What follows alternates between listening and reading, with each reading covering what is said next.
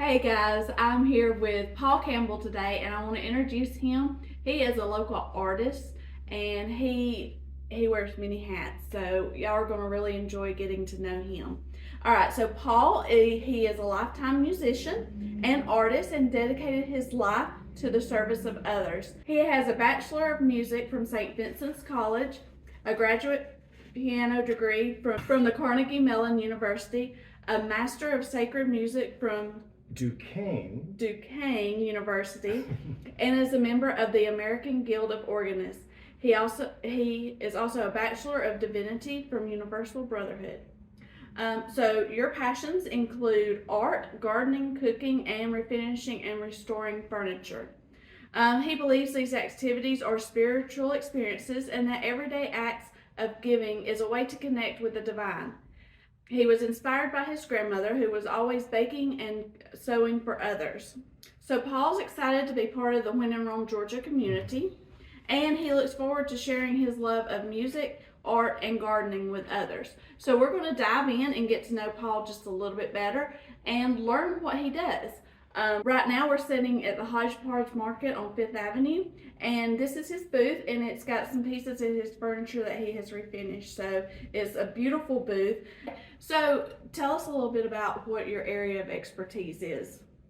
Well, from the minute I was born, I was running to a piano. And if we were in somebody's house where they had a piano, I would be going for it. They go, "No, that's not your piano. You can't touch it." And finally, when I was about 5 years old, living up in the mountains, every weekend my parents would go to a house auction sale and they'd come back and go, "No, that piano wasn't very good," and "No, that piano wasn't very good." And one winter day, I was in the kitchen with my grandmother, and up the road on the back of the pickup truck was a big old upright piano, and the snow was flying, and I'm bouncing up and down in the kitchen going, "I got my first piano." And I was off and running because I wanted to make music. And of course, I had to learn a lot of things. And then my passion of learning took me through three degree programs right away in a row, from St. Vincent, Carnegie-Mellon, Duquesne, and I just didn't stop because it wasn't that I needed a degree, it's that I wanted to learn things. And I've had some of the best teachers in the world, from Pittsburgh to Paris, France. But along with that was, my mother and I would go yard sailing. And one day I said to my mom, "I want to take that chair home and redo it."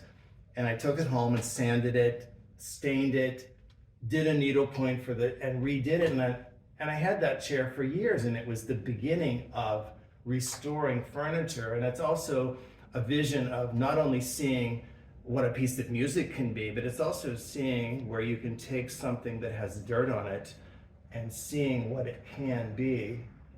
And that also relates to seeing what people can be underneath their facade of hiding who they actually are. Yeah. So all of those things add up to a spiritual life. Okay. All right. Yeah, you have a vision for things that I can't see. And like Paul teaches classes on how to redo furniture, and he sees visions that you just have this skill where you vision something old into something new, and it's just amazing. I do, and often I tell people that I've left that piece of furniture sit in my back room or on my porch until one day I look at it and I go, "Oh, I can do that with that specific piece of furniture," and it just pops in my head. And I think the key to it is not being limited to thinking it has to be a certain way. And sometimes I look at something for 2 months before I started while I'm working on something else. And all of a sudden I go, "Oh, that's the direction I need to go with that piece of furniture," like I did with this table, like I did with all these other tables and those nesting tables and all of the other things I did. They're all different, but they all, in my mind, had a different direction to go to bring them back, make them usable for the next 50 years, and bring them into the 21st century where they're not an old piece of furniture, they're a solid piece of furniture being repurposed for today. Okay, so why is this art so important to you? It's solace, it's quiet time.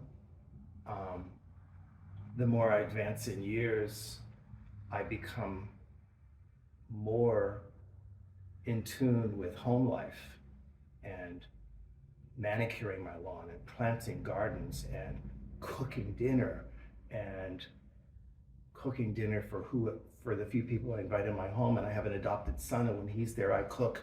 And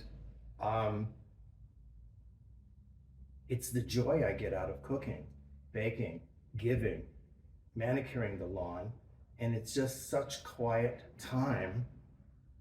And I think part of what we all need to learn to do is be all right with ourselves and be alone with ourselves, to do things by ourselves.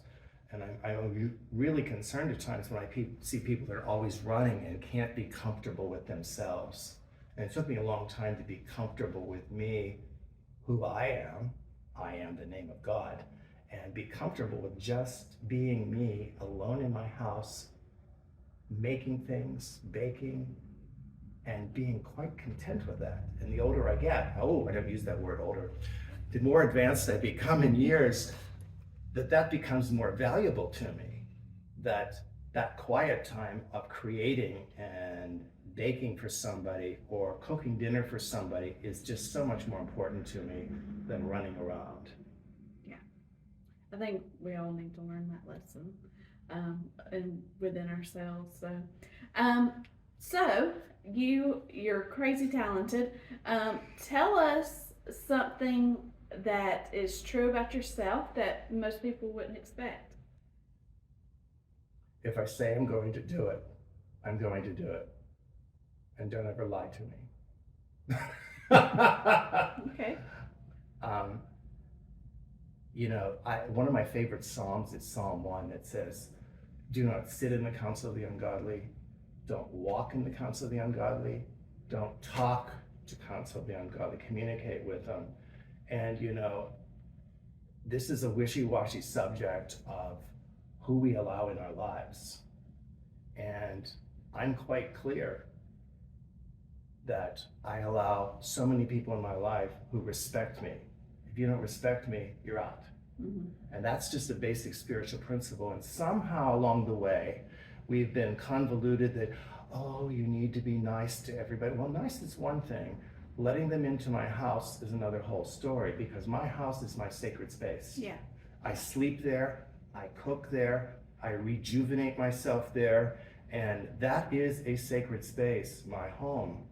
And setting boundaries, maintaining that sacred space is just so important, and a lot of people don't get that. I do. I can tell, I struggle with that, like letting people into my space. Okay, so if there is one piece of inspiration that you can impart to our When in Rome, Georgia followers, what would it be? Follow your heart. Yep. The telephone wouldn't have been invented if somebody hadn't followed a dream that they had. Mm-hmm. The light bulb, Edison did almost 10,000 experiments before the light bulb actually worked. He never gave up. Who would have thought that past the telephone, that you could have an iPhone that has no wires connected to it, and that phone will connect to another phone halfway across the world? How does that happen? What's the next step in all of that? Mm-hmm. And it all starts in the mind of somebody. And here's what you have to understand. People at the time would say it's craziness, but actually it was in the mind of God, manifesting on a person here who is connecting with God. Mm-hmm. I see my next step very clearly, with a grand piano sitting in the middle of it, because what do? I make music. Yeah. So why can't I have a showroom with a grand piano in the middle? Makes sense to me. Yeah. Yep. That would be awesome. It's Paul Campbell's uniqueness. Yeah. No one else does it, and thank God they don't, because they don't have my skills. You have your skills. And that's the uniqueness, is we try to compare ourselves to somebody else. And when you finally own your uniqueness, that's when you flourish. Oh, yeah. Simple as that. Okay, so Paul does a furniture refinishing class. They are 5-week classes, and you continuously run them. So you want to talk about your classes just a little bit? Yes. Last week we finished one, and in the class we repaired, glued, sanded, painted, sanded the paint, repainted it, distressed it with 400 paper, and then went through the process of 2 layers of polyurethane. So it was over the 5 weeks we did all of those things on that chair. Plus, we worked on 2 other chairs, gluing them for one of the members in the class. This Saturday, we're starting another series, and we're taking a farm table, and it is a mess, but it's solid as a rock. It looks ugly, but the legs are this big, the tabletop's this thick. And a lot of times what I do with a table where the leaves have been demolished or they're disappeared is this table was glued together with clamps to make it one solid table. That's what we're going to do with this farm table. So the first week, we're going to work on cleaning all the dirt out of the crack, doweling it, and then putting glue in and strapping it down, and then we'll start sanding the second week. Along with that, we're doing a chair and a little table for one of the women who signed up in class, and we're going to sand them and paint them the light blue color that she wants. So the first class, once we glue the table, it'll take a half hour to do all of that. We're going to work on sanding. So I'm kind of changing the classes each time we do it because just for interest's sake, but they're basically going the same principles, gluing things together. You can often fix something by just re-gluing the legs or gluing the crack together in a leaf. I have a little table at home in my kitchen that I did that with. It's spectacular. And I just glued the cracks together on the top of the table and then sanded it. It was a process, and I think that's the part of empowering people is going, take it step by step by step, give it a day or 2 in between, and don't panic, and you'll get it done. Okay. So if you want to learn how to sign up for his class, I'll give you the information in the comments to get in touch with him for his next class. So, and we've sat in on one, and they are wonderful, and he brings treats. So, and they're wonderful. Everything we've tried that you've baked has been just absolutely delicious. So, not calorie free. That's okay. Fun calories don't count, right? No. Okay, and is there anything else you want to add? That's all. You've been wonderful. Thank you. All right, thank you.